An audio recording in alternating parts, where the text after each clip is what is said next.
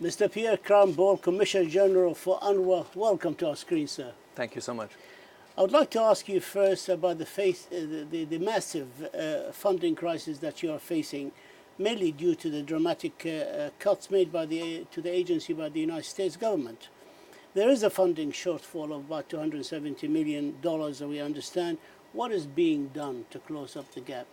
So it's correct. It's an unprecedented crisis. It was existential in many ways when at the beginning of the year the United States reduced its contribution by $300 million.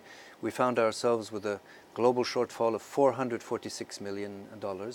We've now been able to mobilize over $260 million. So as we come to New York for the General Assembly, we still need $186 million in order to run all of our services, our schools, our clinics, our emergency work. But it has been a very critical year, and obviously here in New York it will be very important to reach out to many of the member states in search of additional support. On the sidelines of the UN General Assembly, countries like Jordan, Turkey, Germany, Japan and Sweden and the EU are organizing an event whereby they hope to raise funds to help UNRWA continue the good work it does. What are your expectations? Well, the first thing, I'm extremely grateful to those countries and institutions that you've just mentioned, because it's a formidable effort to help UNRWA try and overcome the remaining part of the shortfall, and that's the 186 million. There are indications of some countries prepared to come forward. At this point, we don't know the amounts that are being talked about, but it really would make the difference between being able to keep the schools that we were just able to open on time, which was a moment of celebration and deep, relief across all of the families that have the 526,000 boys and girls in our schools in Syria, Lebanon, Jordan, the West Bank, and in Gaza. We have to keep those schools open. It's absolutely critical, as we have to keep open all of our other services. So I very much look forward to that meeting. You were able to open the schools in spite of the crisis. You have more than 500,000 Palestinian students, something like 530,000. You also have 30,000 employees. You have about 13,000 in Gaza employees of the UNRWA. You have a huge, tremendous task ahead of you.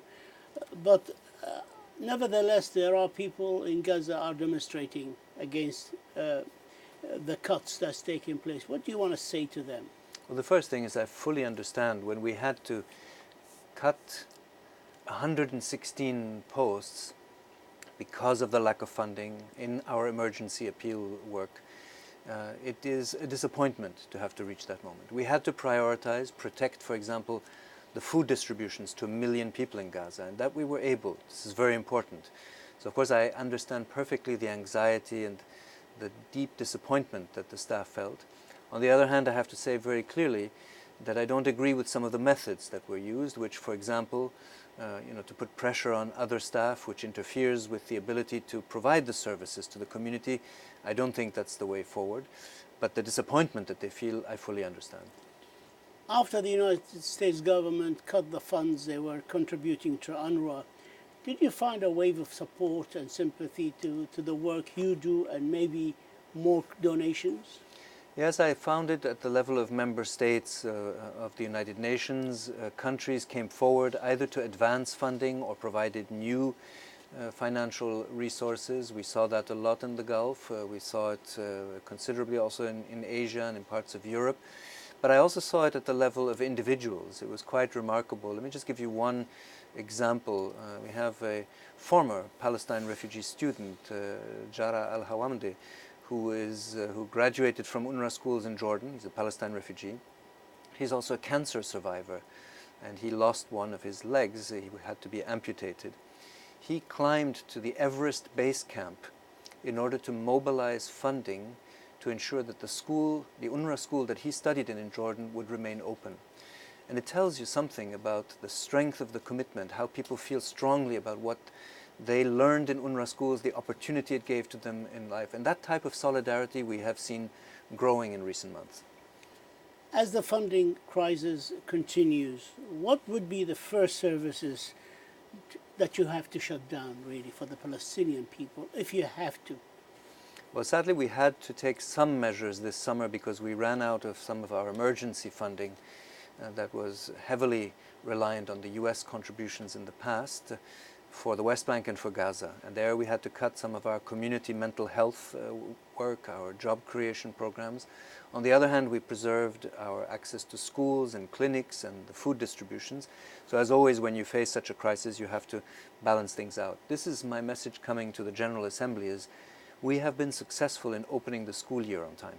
We have kept all of our clinics open. Please, member states, help us to ensure that that is the case until the end of this year and of course into next year, because a school year doesn't stop on the 31st of December. The children have to continue to go to school until May next year and beyond. This is a really big contribution. The World Bank has called our education system a global public good. I think it should be celebrated every single day to have boys and girls learning about human rights and conflict resolution, tolerance and others in UNRWA schools. So we're very keen to see a successful General Assembly week in mobilizing additional support. When UNRWA was established, it was established as a temporary agency, but you have been for many, many years, tens of years, supplying services to the Palestinian people and education, etc. Do you fear the dismantling of UNRWA is edging closer?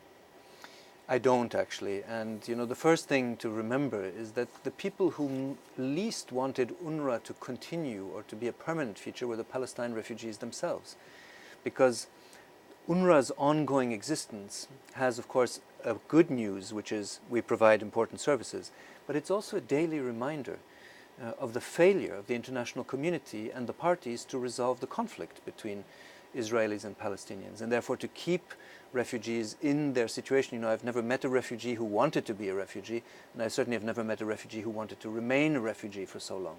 So the political horizon, a genuine political process that includes the worries and aspirations of refugees, the Palestine refugees, is very important in the region.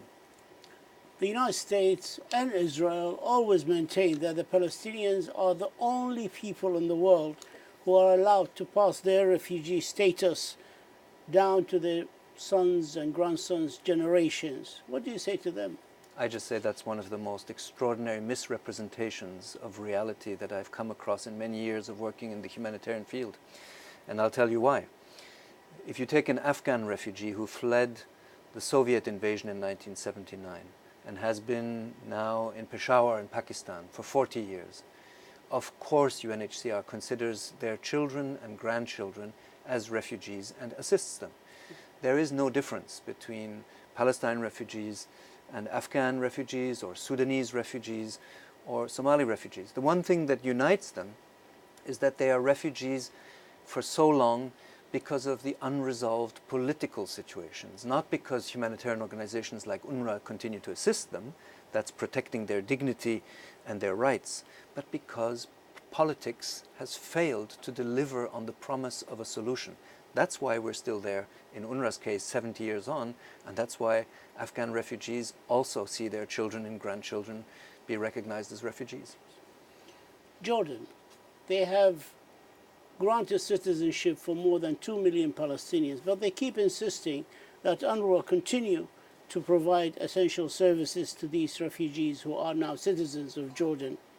Why did Jordan grant them citizenship in the first place if they want UNRWA to continue payment of benefits to them?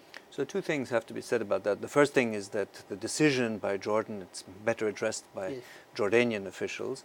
But what I can say about UNRWA's perspective on that, it was never established by the General Assembly that assistance for Palestine refugees was related to somebody having or not having a nationality.